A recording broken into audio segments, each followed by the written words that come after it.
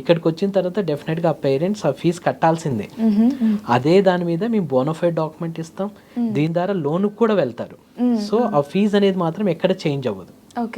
Okay, so that మన Andhra and తెలంగాణలో join అయ్యే మా మార్వాడి యూనివర్సిటీలో పేరెంట్స్కి వన్స్ మా వెబ్సైట్లో క్లియర్గా ఈచ్ అండ్ ఎవ్రీథింగ్, మా బ్రౌచర్లో కానీ మా ప్రాస్పెక్టర్లో కానీ each and everything fee structures course వైజ్గా, స్కాలర్షిప్ వైజ్గా మేము క్లియర్గా మెన్షన్ చేసామండి. అదే ఫాలో అవ్వండి, అదే ఫైనల్ ఫీజ్.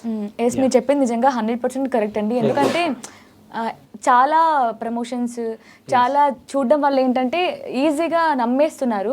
సో ముందు అడ్మిషన్ ఫీ ఇంత కట్టండి అంత కట్టండి అని, తర్వాత వాళ్ళు అసలు కాల్ లిఫ్ట్ చేయకపోవడం ఇలాంటివి కూడా చూస్తున్నారు. సో ట్రస్టెడ్ వాళ్ళని నమ్మడం బెటర్ ఏమో కదా. ఇందులో వన్ థింగ్ ఏంటంటే మా దగ్గర అడ్మిషన్ ఫీజ్ అంటే ఒకటే, అంటే జస్ట్ 600 రూపీస్ అప్లికేషన్ ఉంటుంది.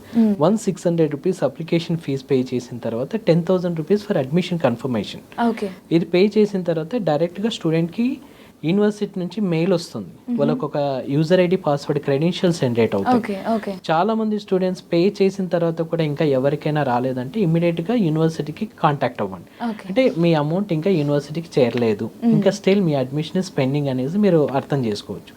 So 10,000 admission confirmation, 600 rupees application. If suppose ఈ మధ్య కాలంలో మా మార్వాడి యూనివర్సిటీకి ఒక అంటే రూమర్ వస్తుంది, క్యాంపస్లో హాస్టల్స్ లేవు,